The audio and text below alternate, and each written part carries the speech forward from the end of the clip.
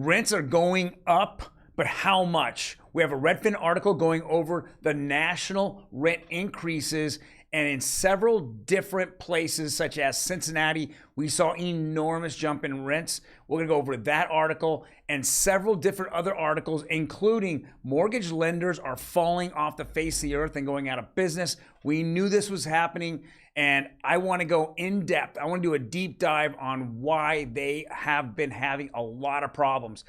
Those articles and more in Real Estate Daily. Hello everyone, my name is Troy, and every day, Monday through Saturday, we go over the latest news in real estate, mortgages, and the housing market. Before we jump in there, let's hit the subscribe button. Anybody out there, as we keep growing this, we want to know what you're thinking. If you like the content, hit that like button. Otherwise, jump and hit that comment and I will respond back. We're getting more and more information out there to you, and we want to make sure that you're knowledgeable and that if you have any questions, we're going to answer them for you. Let's jump right into it. This was from Redfin, and it says rental market tracker, growth in U.S. asking rents slows for the second straight month. And it says 14% increase in July is the smallest since November as landlords react to the shrinking tenant budgets. I don't know if it's about that reaction, but it's very, very interesting that rents are at 14% year over year. So let's go down to the graph, and I kind of want to show this graph. Keep going down a little bit right here. It says asking rents up 14% year over year in July. So it peaked out a couple months ago at 17.5. Now, if we really look at the 2021-07, so that would be July of 2021, that's when the moratorium, the nationwide rental moratorium really was lifted across the United States. So even though a bunch of states, including here in California, had their own moratorium and they kept it going, the majority of the United States didn't. So that's why we see this huge jump in the last 12 months that we saw here, from basically right around 3% all the way to today, 12 months later, to 13.5, let's call it 14%. Now, this is not sustainable. Everyone should know at this moment it's not sustainable. If you look back at 2020 and 2021, you see as it peaked in 2020 because that's when the virus hit. And once the virus hit, they literally, no one could raise rents, no one can get kicked out, no one can be evicted if they didn't pay. So that's why we went flat or even lower than flat. That was out there. So take that in consideration. I believe going forward, we're going to see anywhere from 6 to 8% gains. I know it's going to go down at this point. California about a year ago, or actually less than a year ago, that's when we were able to start to raise rents. But that's only in certain areas. In the county of Los Angeles, they still have a rent moratorium. We can't raise rents now since April or March of 2020. And it's just a cluster. I mean, right now they pushed that out till March of 2023. So literally, we're gonna go 3 years without being able to raise rents in the city of Los Angeles. This is happening in other major cities across the United States. Looks like Minneapolis has it. Maybe a few other cities. But wait till those open up. We're gonna see these big jumps continue. But I think it'll come down about a 6 or 8% about 12 months from now. But still, that's substantial. And I'm not sure how a lot of people out there are able to continue to pay rent at that rate with that jump every single month, or excuse me, every single year. Next article, mortgage lenders are starting to go broke amid rate spike.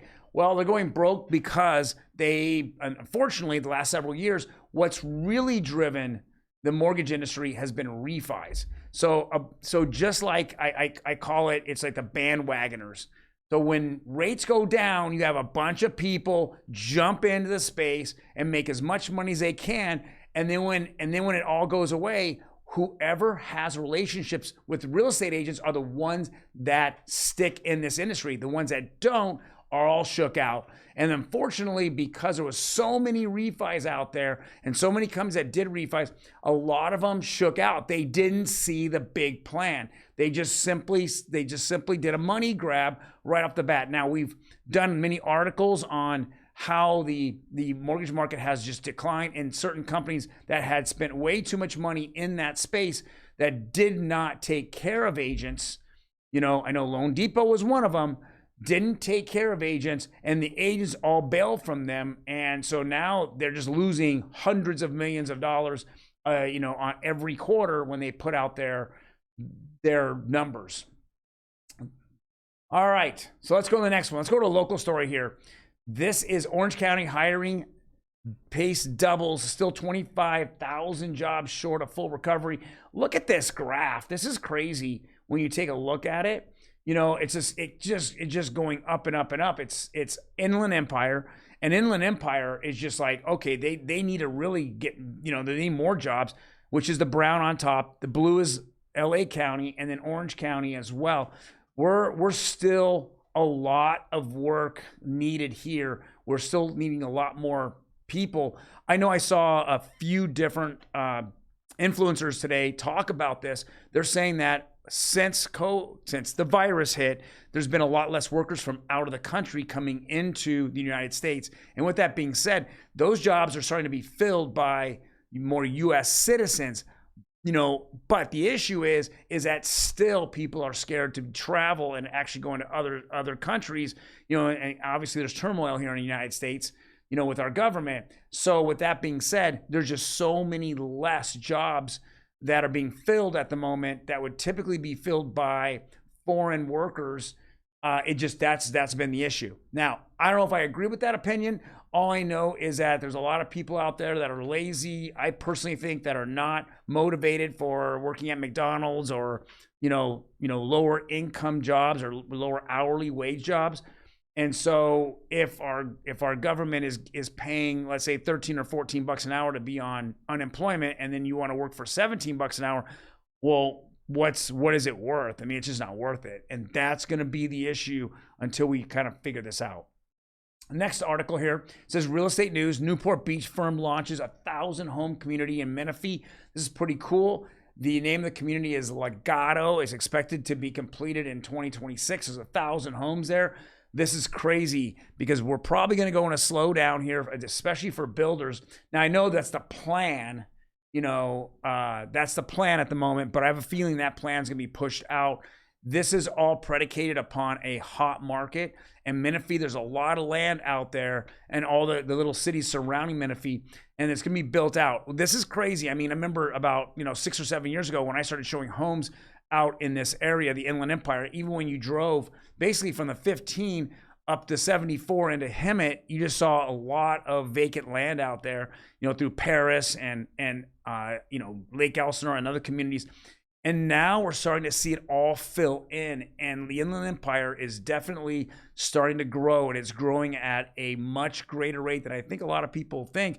And a lot of industries going out there. It's cheap land, and the labor's a little less expensive there as well. And so I think that if they can get out the same production they can here in Orange County or LA County, then they will build out there in Menifee and other surrounding areas. Next article here is, again, another Realtor.com. It is July existing home sales fall for the 6th straight month. Realtors see housing recession. Now, I don't know about all that. I mean, they said they fell 5.9% from June to July.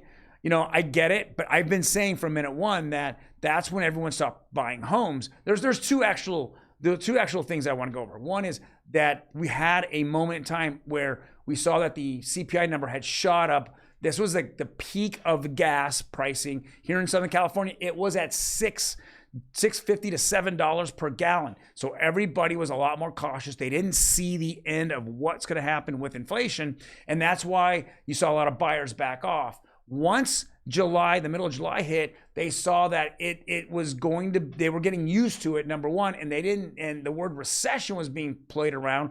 And in a recession, you typically lower rates, and then everything looks dovish. And definitely when the Fed came out and they talked this dovish, attitude that's since changed, but they talked it, everyone felt more comfortable. And like I've said, last 4 weeks, we've seen buyers out there in groves. We're seeing everything that I've been putting offers on have multiple offers, and it's going over asking.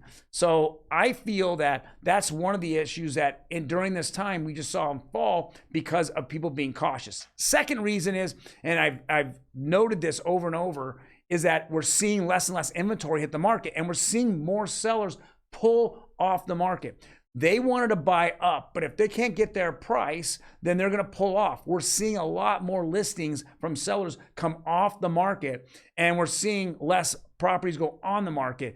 Just because of sheer numbers, you're going to have less homes for sale and less properties go through escrow and close. So with that being said, I think it's a two-pronged attack why these numbers are lower. Now, I'm looking at the macro here in Southern California. They're looking at just the overall, United States. Every market has its own idiosyncrasies, and that's where these nationwide numbers come in. But I don't see here in Southern California that realtors are saying there's a housing recession. Last article here is about the rates. We're looking at, we're just calming down. We're getting this range.